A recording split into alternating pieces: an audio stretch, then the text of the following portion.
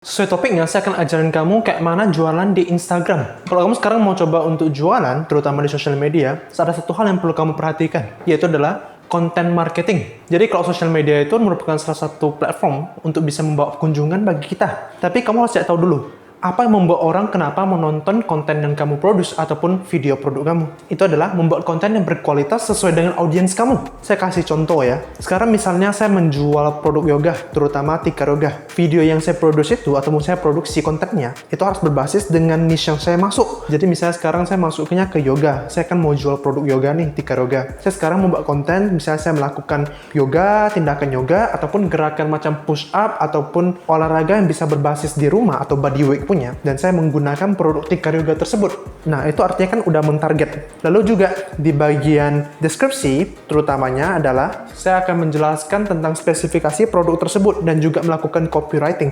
Kenapa orang-orang yang melihat konten saya harus membeli produk-produk saya. Dan juga ingat melakukan hashtag. Hashtagnya harus yang relevan. Contoh nih, misalnya kamu sekarang sengaja mau target ataupun kumpulkan audiens yang terutama wanita dan juga mungkin ibu rumah tangga. Jadi hashtag yang kamu lakukan apa? Tikar yoga dengan tipe model produknya. Mungkin punya saya tikar yoga 10 mm, habis itu hashtag lagi, mungkin tikar yoga ibu rumah tangga. Ingat, cari hashtag yang relevan. Kalau bisa tuh cari hashtag yang bisa orang tuh cari tuh masih di kalangan ratus ribuan hingga puluh ribuan. Jangan yang ambil yang mungkin udah jutaan gitu ya, karena itu udah terlalu banyak sehingga postingan kamu itu kemungkinan besar akan tenggelam. Setelah itu kamu udah siap posting feed dan juga ingat untuk melakukan postingannya di Reels, karena Reels kemampuan untuk jangkauannya akan jauh lebih kencang. Kurang lebih mirip kayak TikTok ya, kalau kamu ada coba tes sendiri. Dan ingat, setelah kamu udah siap posting feed, kamu juga ingat untuk komunikasi melalui story. Jadi kamu melakukan engagement, yaitu adalah mengengage dengan para audiens kamu melalui story. Misalnya sekarang kamu bisa melakukan coba Q&A, seperti mungkin saya mempromosikan produk nih. Saya akan melakukan Q&A. Kira-kira gerakan apa yang mau kalian lihat? Kira-kira mungkin produk apa yang mau kalian lihat lagi? Atau berbasis yoga. Jadi saya melakukan engagement ataupun interaksi dengan para followers dan juga audiens saya. Nah, setelah itu saya juga bisa reposting feed yang udah saya post itu, dan saya bisa masukin ke bagian highlight. Dan ingat, kalau kamu sekarang kan pada awal mula ya, kamu butuh namanya tuh kredibilitas. Kamu bisa coba untuk minta orang-orang terdekat kamu, entah teman, keluarga, ataupun komunitas kamu, untuk membeli dan mencoba produk kamu.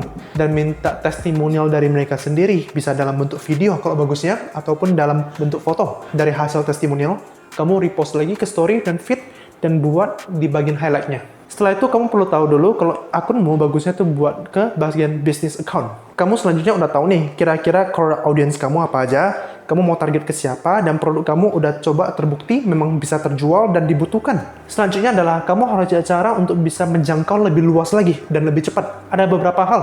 Kita mulai dulu aja dari pertama adalah kita melakukan influencer marketing. Oke? Jadi kita melakukan endorsement kepada influencer yang sesuai dengan niche kita. Macam tadi saya menjual tikar yoga. Jadi saya akan endorse mungkin selebgram ataupun influencer-influencer lainnya yang berada di niche brand saya. Mungkin berbasis dengan lifestyle ataupun olahraga. Dan juga kalian harus tahu, ini semua sesuai dengan target kalian. Kalau cara influencer, kalau kita kasih tahu, kalau yang terlalu besar, kita kan budget awalnya masih belum terlalu banyak nih, jadi belum bisa. Kita bisa masuk ke nano influencer, jadi yang followersnya tuh masih tidak begitu banyak, dan biasanya modal mereka yang minta itu tidak begitu banyak juga, karena bisa kasih mereka free sample untuk melakukan promosi produknya. Kedua adalah kamu bisa melakukan Instagram Ads, tapi bagusnya tuh kamu melakukan dari Facebook page dulu. Jadi selanjutnya adalah dari SEM ataupun Search Engine Marketing. Kamu bisa melakukan display ads, dan kamu konten-konten yang kamu udah publish, kamu bisa melakukan boosting post lagi. Itu merupakan iklan berbayar keduanya ya. Tapi kalau salah satu kamu melakukan iklan itu, bagusnya adalah kamu perlu hubungkan Facebook pages kamu dengan akun Instagram. Baru kamu bisa melakukan namanya Facebook Ads yang tertarget. Tertarget contohnya nih, seperti kamu sekarang mau menjangkau gendernya siapa aja, usia yang mau kamu jangkau, kan kamu udah tahu nih audiens kamu sekarang umurnya sekitar berapa. Sekarang saya kan bilangnya mau targetnya ibu rumah tangga, mungkin orang usia umurnya tuh di atas umur 30 sampai ke 60. Setelah itu saya bisa juga demografiknya, contoh mungkin sekarang saya sengaja mau jualnya di kota saya sendiri aja, di Batam. Dan setelah itu, saya juga bisa target interest mereka. Interest mereka apa? Yaitu dalam melakukan fitness dan yoga. Jadi kita bisa melakukan target yang spesifik dibanding melakukan Instagram Ads yang biasanya tuh lebih tidak terlalu spesifik ya, jadi lebih luas. Sehingga budget kita tuh bisa dimaksimalkan dan dioptimalkan. Dan satu hal lagi perlu kalian tahu, kalau dalam melakukan bisnis, kamu perlu ada beberapa aspek untuk bisa diakumulasi ataupun digabungkan untuk menjadi satu bisnis yang bisa berjalan jangka panjang dan juga bisa melakukan perkembangan secara signifikan. Dan marketing merupakan salah satu halnya. Dan social media yang kita lakukan sekarang, itu tujuannya apa? Untuk menciptakan brand untuk kedepannya bisnis kita, untuk bisa berkembang dan juga orang cintai. Dan satu hal lagi ya, dan social media itu merupakan salah satu tools marketing atau alat yang sangat underpriced. Maksudnya apa? Salah satu platform yang sangat murah dibandingkan tradisional marketing. Macam pembagian brosur, kalian melakukan TV marketing, radio marketing kalau kamu tahu, dan juga pasang billboard. Kalau kamu pergi naik mobil atau naik kendaraan, kamu pergi jalan nampak ada billboard kan?